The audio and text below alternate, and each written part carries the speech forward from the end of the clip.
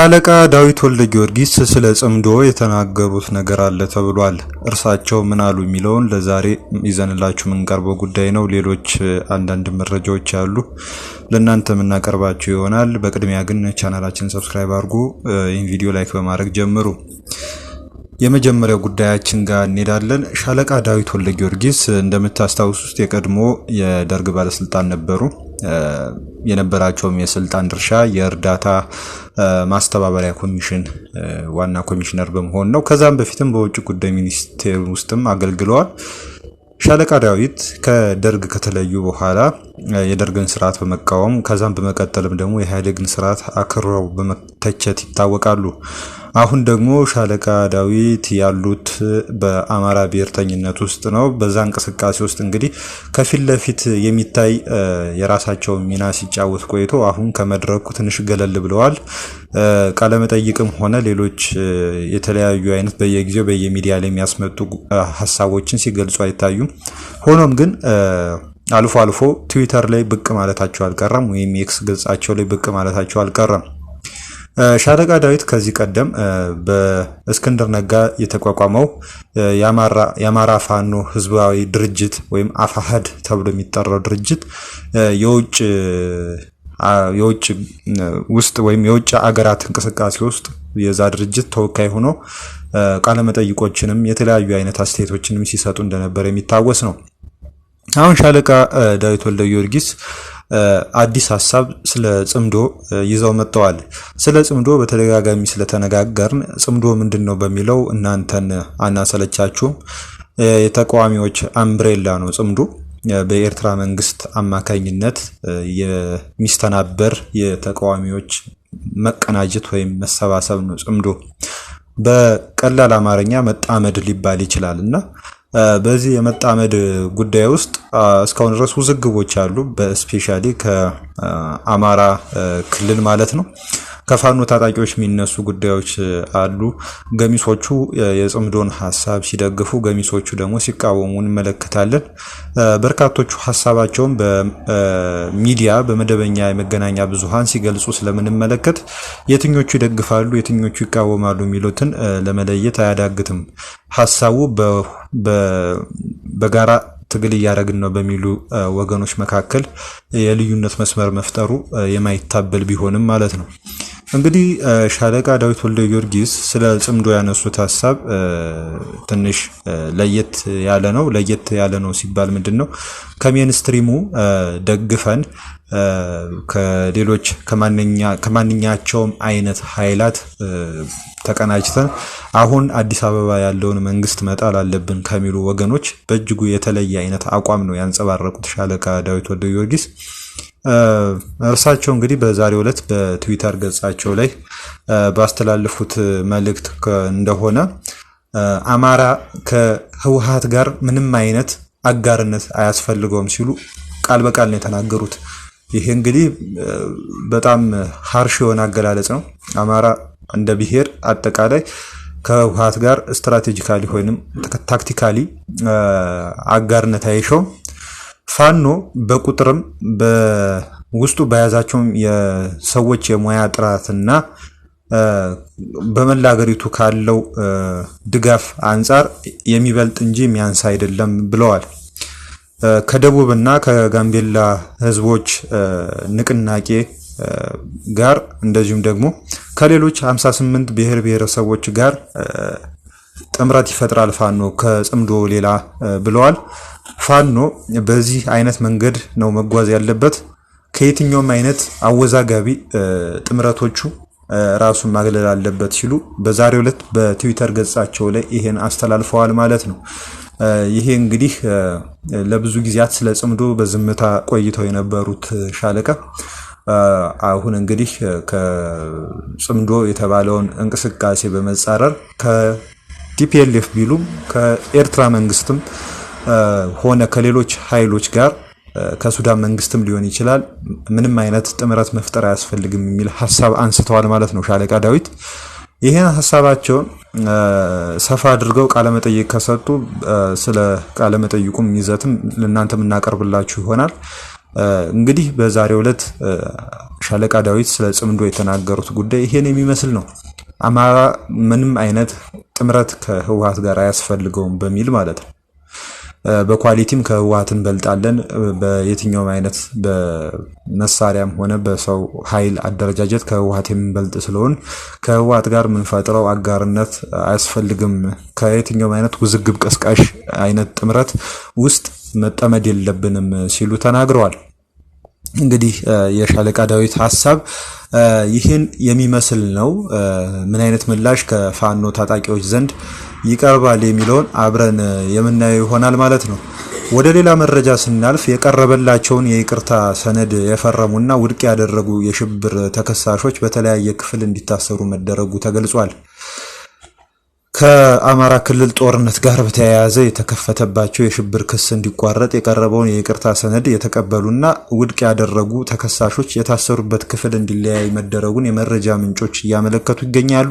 የተከሳሾቹ ማቆያ እንዲለያይ የተደረገው በይቅርታ ሰነዱ ምክንያት ከተፈጠረ አለመግባባት ጋር በተያያዘ ስለመሆኑ ዘግበዋል። እነዚህ የመረጃ ምንጮች የሽብር ክስ ቀርቦባቸው በእስር ላይ የሚገኙት የህዝብ ተወካዮች፣ የመገናኛ ብዙሃን ባለሙያዎችና ሌሎች ተከሳሾች መንግስት የይቅርታ ሰነድ እንዳቀረበላቸው ተናግረዋል። የመረጃ ምንጮች ታሳሪዎቹ ይቅርታ ጠይቀው ክሳቸው እንዲቋረጥና ከእስር እንዲለቀቁ ለቀረበላቸው ጥያቄ የተለያየ ምላሽ መስጠታቸውን ነው የተገለጸው። ከማክሰኞ ነሐሴ 5 ቀን 2018 ዓ.ም ጀምሮ የይቅርታ ሰነዱ ላይ ፊርማቸውን ያኖሩና የተቃወሙት ተከሳሾች የነበሩበት ማቆያ ክፍል እንዲለያይ መደረጉንም ነው የተገለጸው። እንግዲህ ሰነዱ ላይ እንደማይፈርሙ ከገለጹት ተከሳሾች መካከል የአማራ ክልል ምክር ቤት አባል የሆኑት ዮሐንስ ቧያለው፣ ሲሳይ ጎበዜ፣ ሲሳይ መስከረም አበራ፣ ዶክተር ወንድወሰን አሰፋ፣ ዶክተር ሲሳይ አውግቸውና ዶክተር ቴዎድሮስ ኃይለማርያም እንደሚገኙበት ተናግረዋል። የመገናኛ ብዙሃን ባለሙያዎቹ ጎበዜ ሲሳይ፣ መስከረም አበራ፣ ዳዊት በጋሻው፣ አባይ ዘውዱና ገነት አስማማው ሰነዱን ውድቅ ካደረጉት ሰዎች መካከል የሚጠቀሱ ናቸው። በአንድ ክፍል ውስጥ ከ60 በላይ ተከሳሾች እንደነበሩ የሚገልጹት ምንጮች ሰነዱን ያልፈረሙ 24 ተከሳሾች በዚያው ክፍል እንዲቆዩ ተደርጓል። የተቀሩት ደግሞ ማክሰኞ ዕለት ከማቆያው ወጥተው በማረሚያ ቤቱ ውስጥ ወደሚገኝ ሌላ ክፍል መዛወራቸው ተመላክቷል። ይህ እርምጃ የተወሰደው በሁለቱ ቡድኖች መካከል በአቋም መለያየት ምክንያት አለመግባባት በመፈጠሩ ሲሆን ከክፍል መለያየቱም በኋላ ሰነዱ ላይ አንፈርም ያሉ ተከሳሾች ተደጋጋሚ ፍተሻ እየተደረገባቸው ነው በጸጥታ አካላት እየተባለ ይገኛል። በተለያዩበት ቀን ማክሰኞ ዕለት ፍተሻ እንደተደረገ፣ በማግስቱም ረቡዕ ዕለት ከፍተኛ ፍተሻ መካሄዱ ተነግሯል። የሽብር ተከሳሾቹ ይቅርታ ጠይቀው ከእስር እንዲለቀቁ የሚጠይቀው ሰነድ የደረሳቸው የኢትዮጵያ ሰብአዊ መብቶች ኮሚሽን ለአንድ ወር ያህል ታሳሪዎቹን ከመንግስት ጋር ካደራደረ በኋላ መሆኑን የተነገረው ማለት ነው። እንግዲህ በዚህ ሁኔታ ላይ ነው እንግዲህ የሚገኙት ማለት ነው። እንፈርማለን አንፈርምም በሚሉት መካከል የሀሳብ ልዩነትም ሆነ አለመግባባት እንዳይፈጠር በማለት ነው እንግዲህ ታሳሪዎቹ ወደ የተወሰኑቱ እንፈርማለን ያሉት ወደ ሌላ ቦታ እንዲዘዋወሩ የተደረጉት። እንግዲህ ምን አይነት የአቋም ለውጥ ባንፈርምም ባሉት በኩል ይኖራል ወይስ በዛው ይቀጥላሉ የሚለውን አብረን የምናየው ይሆናል። ወደ ምክክር ኮሚሽኑ ጉዳይ እናልፋለን። እንግዲህ የምክክር ኮሚሽኑ በዛሬው ዕለት አንድ አነጋጋሪ ጉዳይ አመልክቷል። ያው በብዙ ጉዳዮች ላይ ስምምነት ተደርሷል የሚል አይነት መረጃ እያተሰራጨ ይገኛል። ለምክክር ኮሚሽኑ ቅርበት አላቸው በተባሉ የግል መገናኛ ብዙሃን በኩል በዛሬው የምክክር ውሎ በአዲስ አበባና በድሬዳዋ ጉዳዮች ዙሪያ ስምምነት ላይ ተደርሷል እየተባለ በግል መገናኛ ብዙሃን ሲሰራጭ ቆይቷል። በዛሬው የምክክር ጉባኤ ውሎ በተመካካሪው ዘንድ በሰፊው አከራካሪ የነበሩት የፌዴራል ከተሞች ማለትም የአዲስ አበባና የድሬዳዋ ጉዳይ አጀንዳ ከስምምነት ደርሷል ተብሏል። በዚህ መሰረት የአዲስ አበባ ከተማ የፌዴራልና የኦሮሚያ ክልል መቀመጫ እንድትሆን 500 አባላት ያሉት የተመካካሪዎች ቡድን ተስማምተዋል። ልዩ ጥቅምን በተመለከተ ዝርዝር ጉዳዮች በቀጣይ በሰፊው ይመከርባቸዋል ተብሏል። የአዲስ አበባ ጉዳይ በተመካካሪዎች ዘንድ በሁለት ጎራ የኦሮሚያ ክልል አካልና ዋና መቀመጫ ትሁን በሚልና የፌዴራል ከተማ ዋና መቀመጫ ትሁን በሚል በተመካካሪዎች ዘንድ ለቀናት ሲያጭቃጭቅ ቆይቷል ተብሏል። እንግዲህ የአዲስ አበባ ጉዳይ በዚህ መልኩ በጣም አነጋጋሪ ሆኖ ነው ያለው። ነገር ግን ይሄ ዘገባ እንግዲህ በመናኸሪያ ሬዲዮ ቅድም ያነበብንላችሁ የተስተላለፈ ነው፣ የተሰራጨ ነው። ነገር ግን ምንድነው ያለው ነገር የሚለውን ጉዳይ እንግዲህ አብረን ማየት እንችላለን ማለት ነው።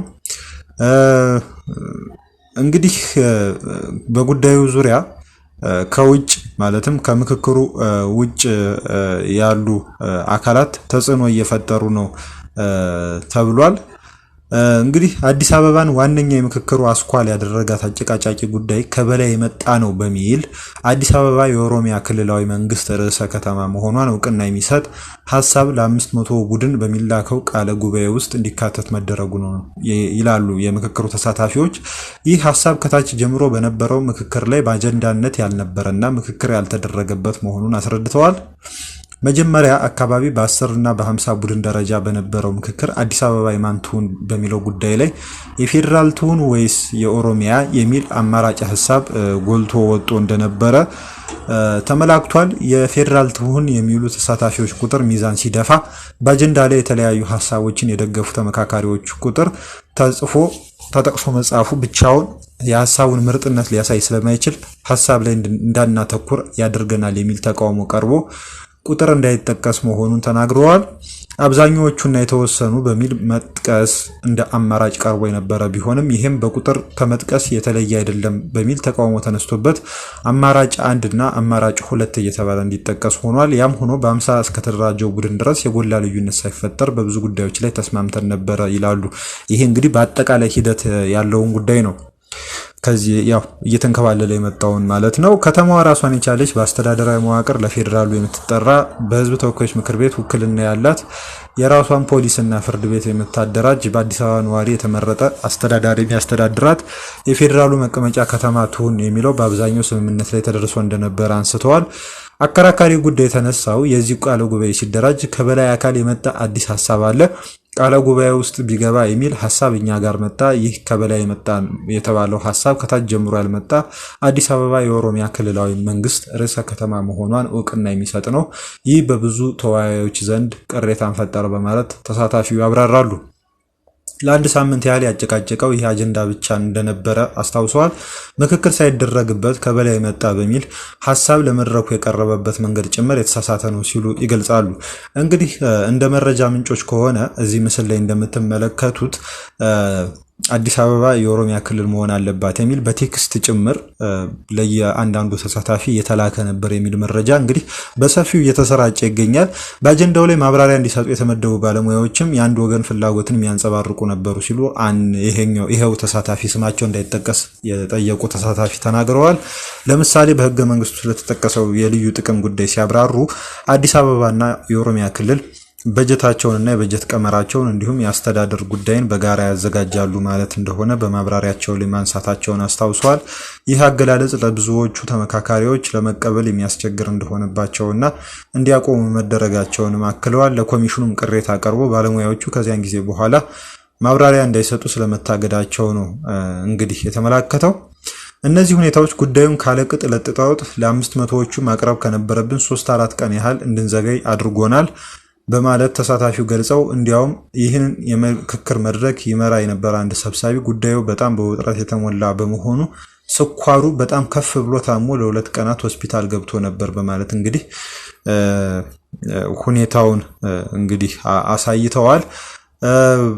እንግዲህ ከዚህ ላይ አከራካሪ ከነበሩት ጉዳዮች መካከል የከተማዋ የባለቤትነት ጉዳይ በግለሰብ ደረጃ ከሚነሱ ሀሳቦች ባለፈ በብልጽግና ፓርቲም እንደ አጀንዳ የተያዘ ባለመሆኑ ከ50 ቡድን አልፎ ብዙም ክርክር የተደረገበት እንዳልሆነ ገልጸዋል። ከ250 ቡድን ጀምሮ ያከራከረው የአዲስ አበባ ዋና ከተማነት ጉዳይ ግን የብልጽግና ፓርቲ አባላትን ጭምር ለ2 ከፍሎ ነበር ብለዋል። እንግዲህ በሂደቱ የተስተዋለ አንድ ጉዳይ ሲሉ የጠቀሱት ደግሞ አንዳንድ ባለስልጣናት አወያዮችን በአካልና በስልክ በማግኘት ጫና የመፍጠርና ጣልቃ የመግባት አዝማሚያ ነበራቸው የሚል ነገር አንስተዋል። ይህንም በምሳሌ ሲያስረዱ ምክክሩን እየተጠናቀቀ ሲመጣ ፍላጎታችን ተጓደለ ብለው የሚያስቡ አካላት በዋናነት ብልጽግና ከአቋሙ መንሸራተትና ቃል የገባውን ያለመጠበቅ ሁኔታ ታይቷል ብለዋል። በዚህም የተነሳ አንዳንድ የፖለቲካ ፓርቲዎች የተወሰኑ አጀንዳዎች በይደር እንዲቆዩና የእርምት እርምጃ እንዲወሰድ በይፋ ጥያቄ አቅርበዋል። እነዚህም የአማራ ብሔራዊ ንቅናቄና ኢዜማ መሆናቸው እንግዲህ ተመላክቷል ማለት ነው። በዚህ ጉዳይ እንግዲህ ይሄን ያህል መወዛገብ ውስጥ ነበረ የቆየው ማለት ነው፣ የምክክሩ አጠቃላይ ሂደት ማለት ነው። ይህ ከበላይ አካል የመጣው ትዕዛዝ እንግዲህ በዚህ ልክ ሰዎችን ወይም ተመካካሪዎቹን ተጽዕኖ እየፈጠረባቸው የቆየ አይነት ሂደት ሆኖ ስለመቀጠሉ ነው የተነገረው። እንግዲህ በዛሬው ዕለት ወይም ደግሞ ከሰሞኑ ምን ይመስል ነበር የሚለውን ደግሞ የቅርብ ጊዜውን ጉዳይ ስንመለከት ደግሞ እንግዲህ በአራቱ የስራ ቡድኖች ውስጥ የሚገኙ በርካታ ተመካካሪዎች በቃለ ጉባኤዎቹ ላይ አልፈረሙም ተብሏል። በምክክር ሂደቱ ከፍተኛ መነጋገሪያ የሆነው የፌዴራል ከተሞች ጉዳይ አጀንዳ ላይ ከስምምነት ሳይደረስ በቃለ ጉባኤ ላይ አንፈርምም ያሉ ተመካካሪዎች በርካታ መሆናቸው ተገልጿል። ቃለ ጉባኤ ባልሰፈረበት ባዶ መዝገብ ላይ ፈርሙ የተባሉ ሌሎች ተመካካሪዎችም በባዶ መዝገብ ላይ አንፈርምም በሚል ለቃለ ጉባኤ መመዝገቢያ በተዘጋጀው ቅጽ ላይ ሳይፈርሙ መቅረታቸውን ተናግረዋል። ኮሚሽኑ ነሐሴ 5 ቀን የሰላም ግንባታ፣ የሃይማኖት ጉዳይ፣ የመንግስት አደረጃጀትና የሙስናና መልካም አስተዳደር ጉዳይን አጀንዳቸው አድርገው ሲመክሩ የቆዩ የስራ ቡድኖች መግባባት ላይ ደርሰዋል ቢልም መግባባት ላይ ተደርሷል በተባለበት ጊዜ ምልአተ ጉባኤ መሟላቱና 75 በመቶ የድጋፍ ድምጽ መገኘቱ አለመረጋገጡን ተነግሯል። ኮሚሽኑ ለተመካካሪዎች ባቀረበው የሀገራዊ ምክክር ጉባኤ የውሳኔ አሰጣጥ ስርዓት ሰነድ መሰረት በስራ ቡድን ደረጃ የውሳኔ ስምምነት አለ ለማለት የተመካካሪዎችን 75 በመቶ ድጋፍ ማግኘት ያስፈልጋል። በማንኛውም የምክክር ደረጃ ውሳኔ የሚሻ ጉዳይ ላይ ውሳኔ ለማስተላለፍ ደግሞ ቢያንስ 75 በመቶ ተመካካሪዎች መገኘት አለባቸው ይባላል። ይሁንና ኮሚሽኑ ስምምነት ላይ ተደርሷል ሲል ይፋ ባደረገባቸው የስራ ቡድኖች ሁለቱም ቅድመ ሁኔታዎች መሟላታቸው በቆጠራ አልተረጋገጠም። የምክክር ሂደቱን የሚመሩ የኮሚሽኑ ባለሙያዎችና የምክረ ሀሳብ አጠናቃሪ ቡድን አባላትም ስለ ቅድመ ሁኔታው አላነሱም ተብሏል። የፌዴራል ከተሞች ጉዳይን እየተመካከለበት የሚገኘው የስራ ቡድን 7 የምክክር ሂደቱን አጠናቋል በሚል ቃለ ጉባኤ ላይ እንዲፈረም መወሰኑ ተነግሯል። ነሐሴ 6 ቀን 2018 ዓ.ም ከ8 ሰዓት ጀምሮ በተካሄደ እናም ጥቂት የማይባሉ የቡድኑ አባላት ባልተገኙበት ስብሰባ የአዲስ አበባ ህጋዊ አቋም ላይ ሁለት አማራጮችን ባስቀመጠ የምክረ ሀሳብ ሰነድ ላይ እንዲፈረም ተጠይቋል ተብሏል። አዲስ አበባ ተጠሪነቷ ለፌዴራል የሆነ ከተማ ትሁን እና የከተማዋ ተጠሪነት ለፌዴራል መንግስት ሆኖ የኦሮሚያ ክልል መቀመጫ መሆኗ በህገ መንግስቱ ይረጋገጥ የሚሉት አማራጮች በቃለ ጉባኤ ላይ እንዲካተቱ መደረጋቸው ተነግሯል። የኮሚሽኑ ባለሙያዎች ሁለቱ አማራጮች በቀጣይ በሚከናወኑ የምክክር ሂደቶች ውሳኔ ይተላለፍባቸዋል ተብሏል።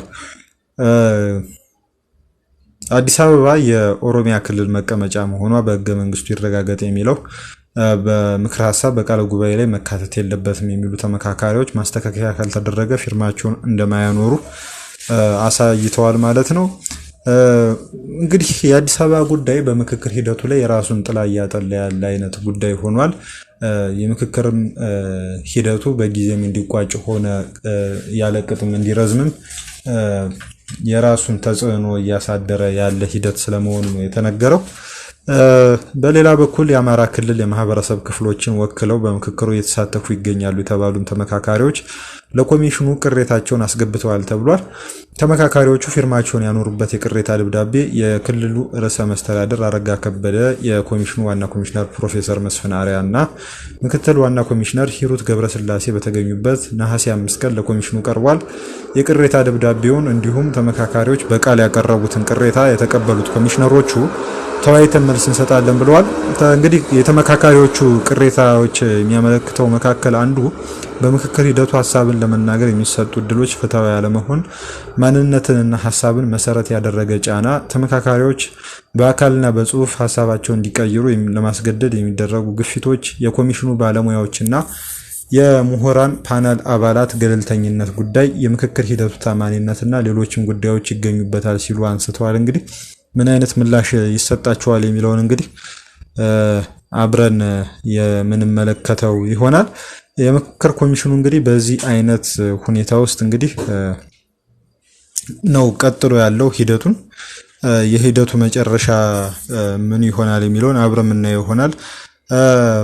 ፕሮፌሰር መስፍን አርአያ እንግዲህ ብስራት ይኖራል በዚህ ዓመት መጨረሻ ሲሉ ተናግረው ነበረ። ይሄ ብስራት ወይም ደግሞ ይሄ አስደሳች ዜና ምን ይመስላል የሚለውን እንግዲህ አብረን መጨረሻውን የምንመለከተው ይሆናል ማለት ነው።